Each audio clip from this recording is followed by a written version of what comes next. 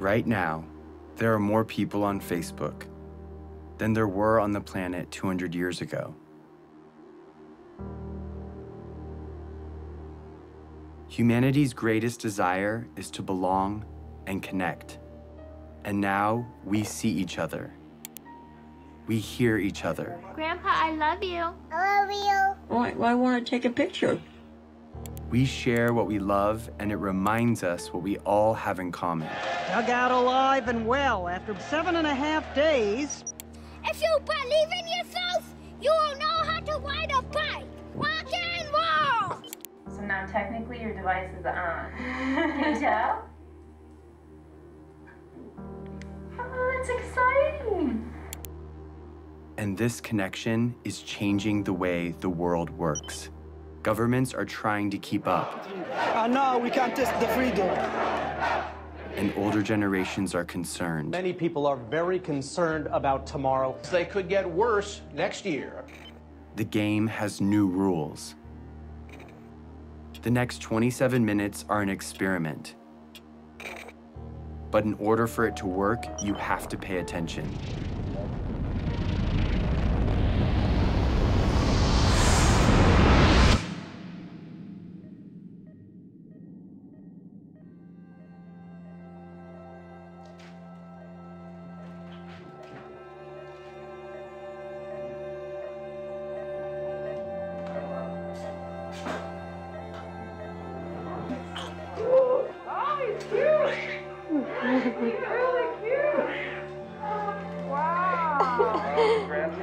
I can hear him. Every single person in the world started this way. He didn't choose where or when he was born. Yeah, he does. But because he's here, he matters. Yeah, we've been waiting for you. You made it. My name is Jason Russell, and this is my son, Gavin.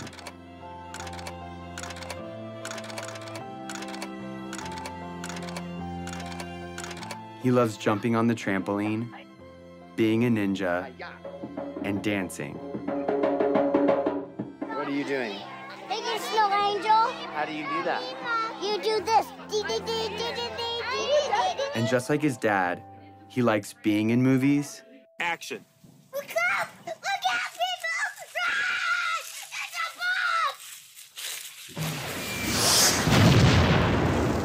bomb! And making movies. Daddy, watch this. I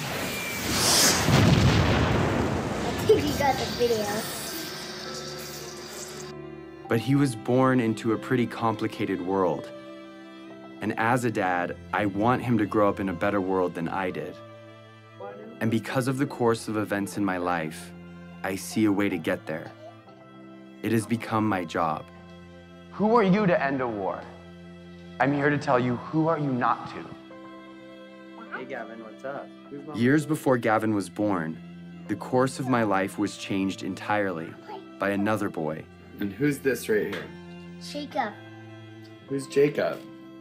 Jacob is our friend in Africa. It's been almost 10 years since Jacob and I became friends. It's okay, they're nice. They're different than sharks. But when my friends and I first met him in Uganda, in Central Africa, it was in very different circumstances. He was running for his life.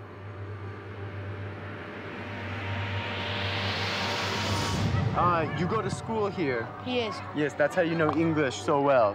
I know. Yeah. How many nights have you stayed here? Hello. You are making our work to be very, very difficult. You stop that now. The night I first met Jacob, he told me what he and other children in northern Uganda were living through. We worried the rebel when they raise us again, then they will kill us. My brother tried to escape. Then they killed using panga. They cut his neck. Did you see it? I saw. We fear that if we sleep at our home, we can be abducted by the rebels because our home is far away from town. They will catch us, then they will take us there in the bush. So come here to save our life.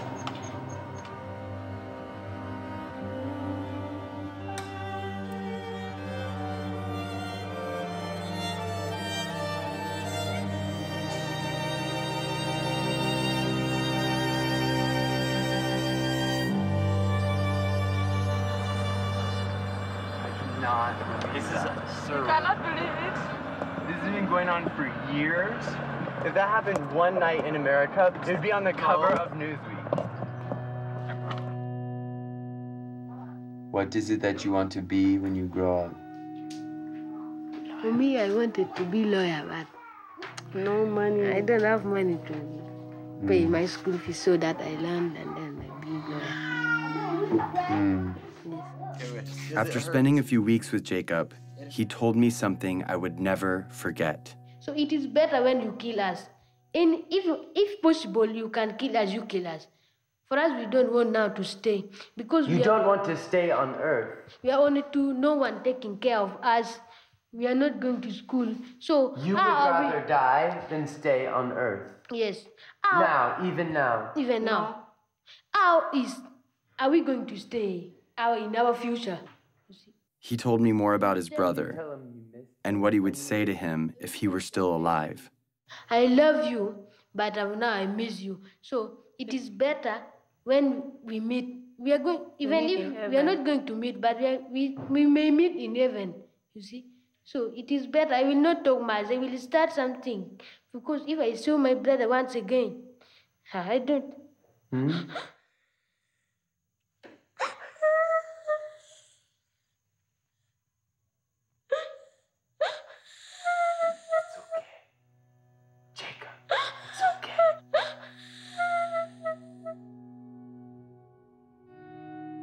Everything in my heart told me to do something.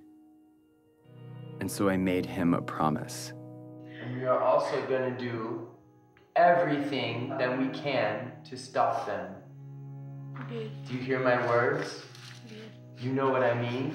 Yes. Yes. We're going to stop them. We're going to stop them. I made that promise to Jacob, not knowing what it would mean. But now I do. Over the past 9 years, I have fought to fulfill it. And the fight has led me here, to this movie you're watching. Because that promise is not just about Jacob or me. It's also about you. And this year, 2012, is the year that we can finally fulfill it. And if we succeed, we change the course of human history. But time is running out. To level with you, this movie expires on December 31st, 2012. And its only purpose is to stop the rebel group, the LRA, and their leader, Joseph Kony. And I'm about to tell you exactly how we're going to do it.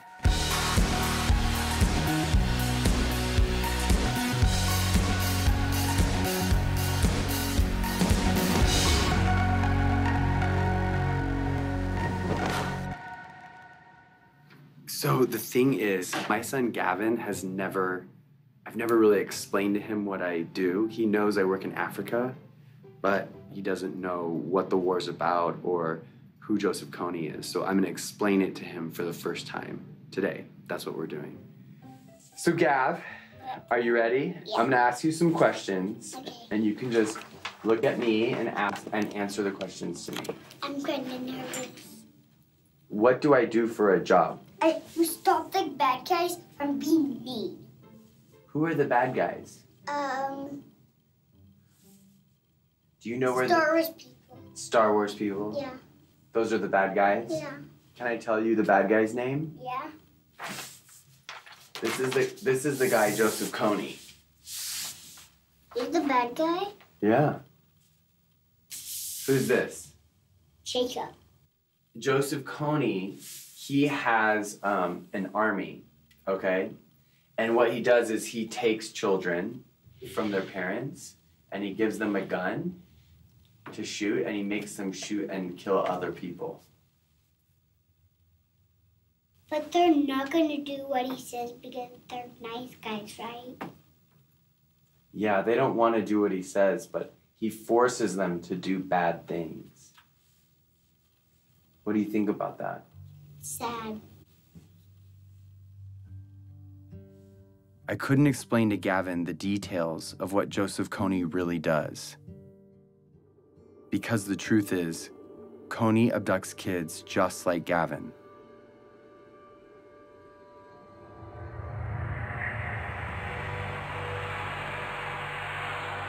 For 26 years, Kony has been kidnapping children into his rebel group, the LRA.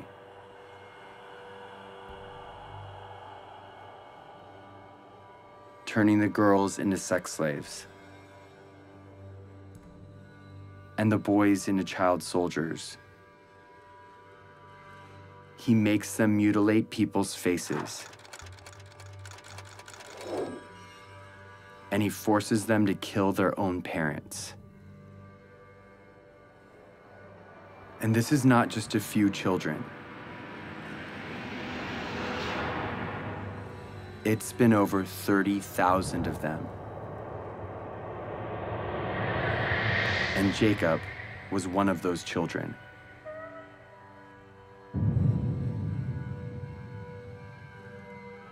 As if Kony's crimes aren't bad enough, he is not fighting for any cause, but only to maintain his power.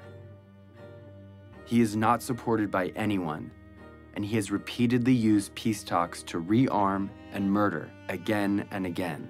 Kony, different times, proposed peace and then just regain strength and attack. This is the head prosecutor for the International Criminal Court. In 2002, when the court was started, their job was to find and demand the arrest of the world's worst criminals. Although there are a lot of warlords, murderers, and dictators in the world, the perversity of Kony's crimes made him first on the court's list. Kony is the first guy indicted by the SEC. But the crimes basically are these: crimes against humanity and war crimes committed against the civilian population, including murder, sexual slavery, rapes, abductions. We need to plan how to arrest Kony. Start to plan and start to be serious. In fact, the only way to stop Kony is showing him, guy, we're going to arrest you. What do you think we should do about it? We should stop him. The criminal here is Kony. Stop him, and then solve all the problems. We should stop who? Him. It's obvious that Kony should be stopped. The problem is 99% of the planet doesn't know who he is. If they knew, Kony would have been stopped long ago. Let the world, let the international community take justice to him there. Follow him wherever he is. First, to rescue our children.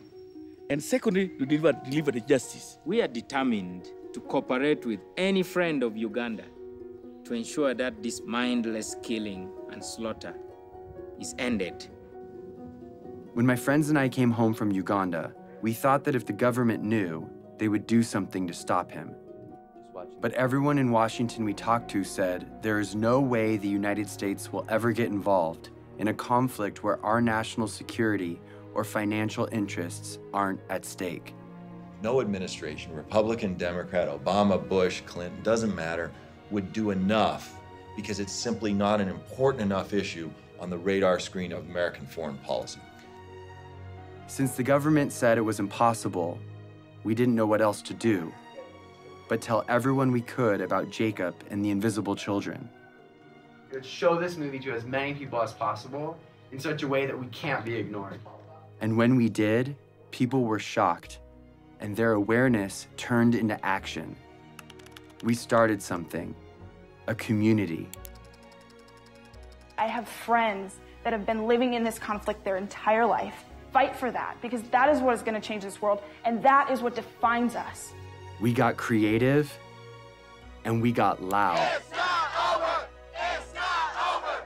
It's not over! And as the LRA began to move into other countries, Jacob and other Ugandans came to the US to speak on behalf of all people suffering because of Kony. Even though Uganda was relatively safe, They felt compelled to tell the world that Kony was still out there and had to be stopped. I'm here so proud advocating for the people who are back at home. And this change we're going to make is going to last forever. We built a community around the idea that where you live shouldn't determine whether you live. We were committed to stop Kony and rebuild what he had destroyed. And because we couldn't wait for institutions or governments to step in, we did it ourselves, with our time, talent, and money. So we rebuilt schools. The best you can offer a child is by letting them be independent, and that was providing education. We created jobs. I have seen the lives of those who have been hopeless. Now they have hope. And we built an early warning radio network on the front line of the war to protect villages from rebel attacks. To update real time what's happening on a war zone 8,000 miles away. All of this was funded by an army of young people who put their money toward their belief in the value of all human life. They gave a few dollars a month of what little they had to a program called Try, and proved that a bunch of littles could make a big difference. And as a result, the unseen became visible.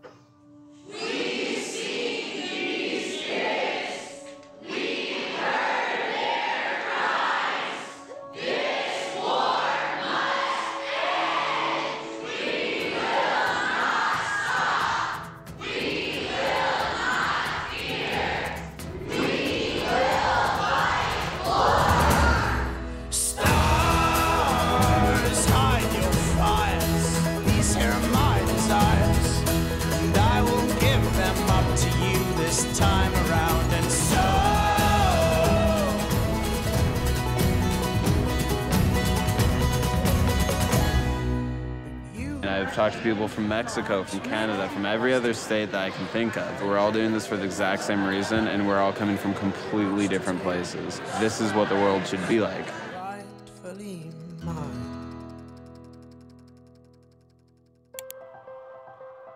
So with hundreds of thousands of people with us, we went back to Washington, D.C., and we met with congressmen and senators, one by one, on both sides, Republicans, Democrats, and they all agreed with us. Joseph Kony's crimes had to be stopped. Of all the problems that are out there, none is more severe than one that mutilates and takes the lives of little kids. These young members of the Invisible Children organization know that no child should live in fear of being abducted or killed.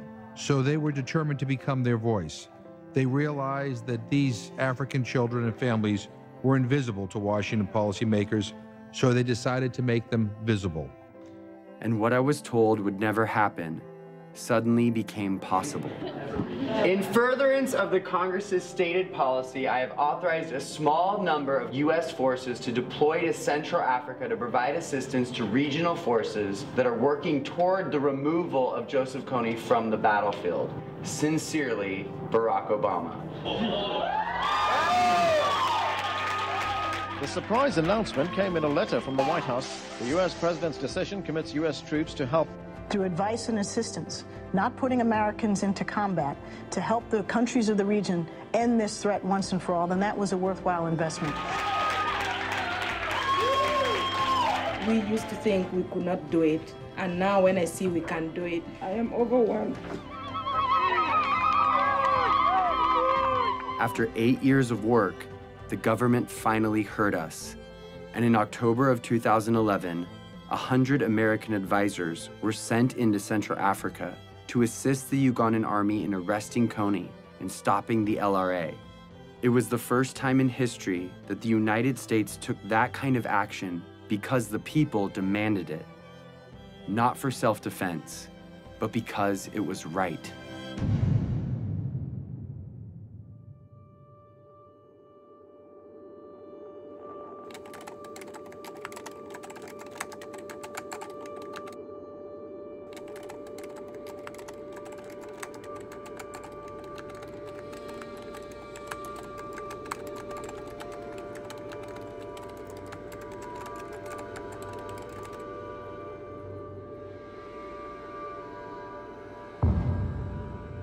We've come so far, but Kony is still out there.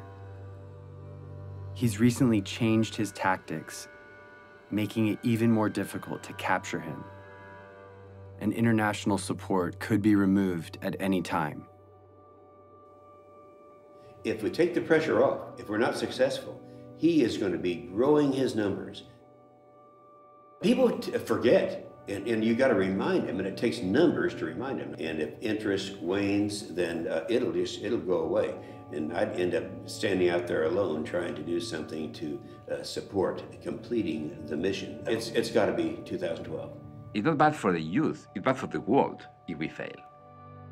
It's not important just for Ugandan people, it's important for everyone.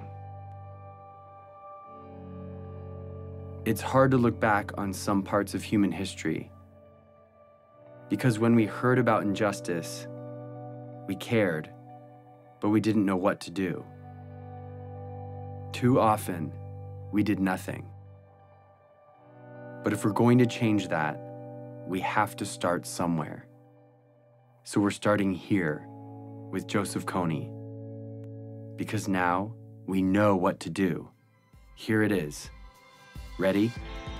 In order for Kony to be arrested this year, the Ugandan military has to find him. In order to find him, they need the technology and training to track him in the vast jungle. That's where the American advisors come in. But in order for the American advisors to be there, the US government has to deploy them. They've done that, but if the government doesn't believe the people care about arresting Kony, the mission will be canceled. In order for the people to care, they have to know, and they will only know if Kony's name is everywhere.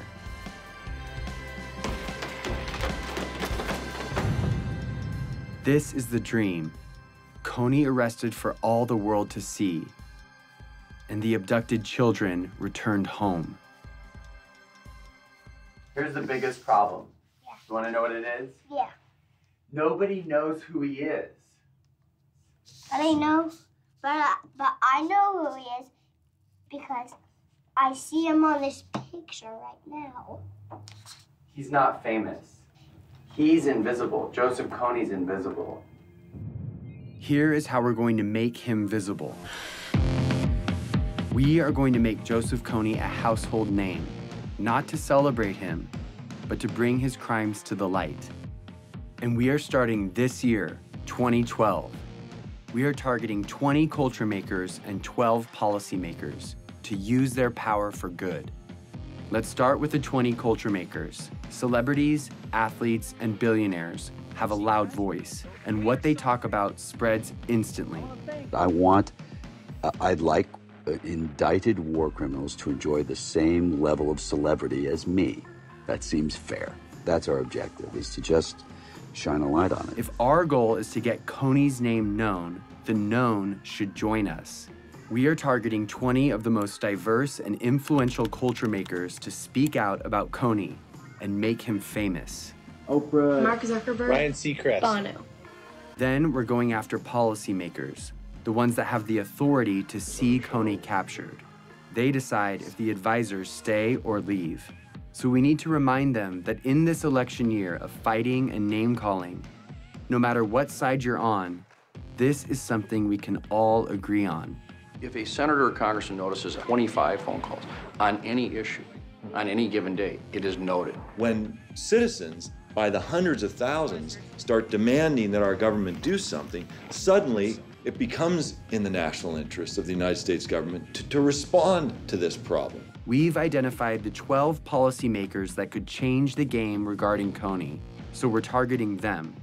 On our website, we've made it easy to write them directly, call them, meet with them, and get their attention. If my son were kidnapped and forced to kill, it would be all over the news. So we are making Kony world news by redefining the propaganda we see all day, every day, that dictates who and what we pay attention to. A lot of people feel powerless to communicate their ideas. They think that, okay, you know, I'm not a corporation, I don't own my own magazine or news station, I just don't have any say. But seeing what I've done, I think it's empowered a lot of people to realize that one individual can make an impact. And I actually want to demystify and say, here are these really simple tools. Go out and rock it. And that's just what we intend to do. Our goal is to change the conversation of our culture and get people to ask, who is Joseph Kony? We have printed hundreds of thousands of posters, stickers, yard signs, and flyers that are right now, today, being put up in major cities all over the world. We have thousands of Kony 2012 bracelets that we want everyone to wear, this year only. Each bracelet has a unique ID number. Input that number and you enter the mission to make Kony famous. You can geotag your posters and track your impact in real time. Everything you need is in a box called the Action Kit. It has 2 bracelets, one for you and one to give away. And if you want to help fund our life-saving programs, donate a few dollars a month through Try, and you can have the Action Kit for free. Start making Kony famous today. But all of these efforts will culminate on one day, April 20th, when we cover the night. This is the day when we will meet at sundown and blanket every street in every city till the sun comes up. We will be smart and we will be thorough. The rest of the world will go to bed Friday night and wake up to hundreds of thousands of posters demanding justice on every corner.